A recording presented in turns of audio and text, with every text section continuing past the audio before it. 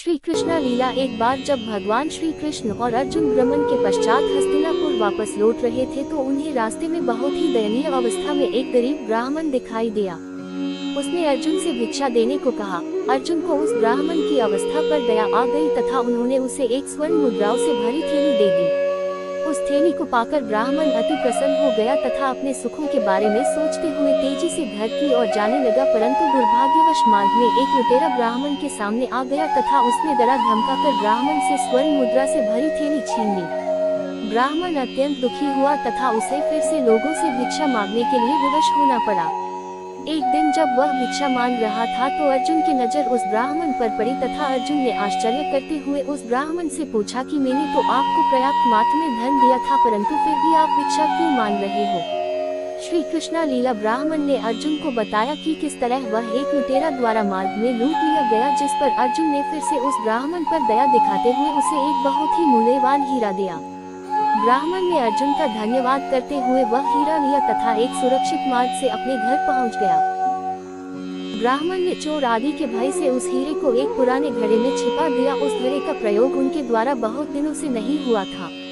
थकान के कारण ब्राह्मण की आंख लग गई और वह गहरी नींद में सो गया, परंतु यह उस ब्राह्मण का दुर्भाग्य था कि उसकी स्त्री जब पानी भरने नदी में गई तो उसका घड़ा मार्ग में टूट गया, जिस कारण उसने पानी भरने के लिए वह घड़ा लिया जिसमें ब्राह्मण ने वह मूल्यवान हीरा छुपाकर रखा था। श्री कृष्णा लीला। जब ब्राह्मण की स्त्री नदी से पानी भर रही थी तो वह हीरा पानी में डूब नदी के साथ बह गया। गरीब को भी धनवान बनाने के लिए काफी है श्री कृष्ण के ये 13 आसान मंत्र।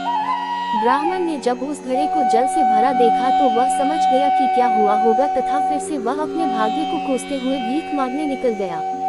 जब उस ब्राह्मण को श्री कृष्ण कृष्णा और अर्जुन ने पुनः भीख मांगते देखा तो उन्होंने उनसे उस कारण पूछा। ब्राह्मण ने जब पूरा वृतांत सुनाया तो अर्जुन श्री कृष्ण से बोले कि इस ब्राह्मण के भाग्य में तो सुख लिखा ही नहीं है, फिर कोई इसके समक्ष दुनिया का समस्त धन लाके ही क्यों न रख दे। श्री कृष्णा लीला। तब भगवान श्री कृष्ण अर्जुन को देख मुस्कुराए और अपनी लीला चलते हुए उस ब्राह्मण को 2 पैसे दान में दिए।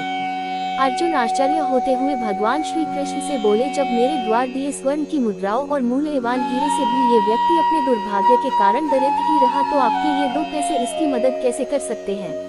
भगवान श्री कृष्णा की लीला और कथा का कोई अंत नहीं है। कोई भी ऐसा मनुष्य नहीं है जो भगवान श्री कृष्ण की लीला का वर्णन कर सके, लेकिन बहुत से ज्योतिष और भक्त के अनुसार श्री कृष्णा जैसा सच्चा दोस्त मित्र न तो हुआ है न होगा।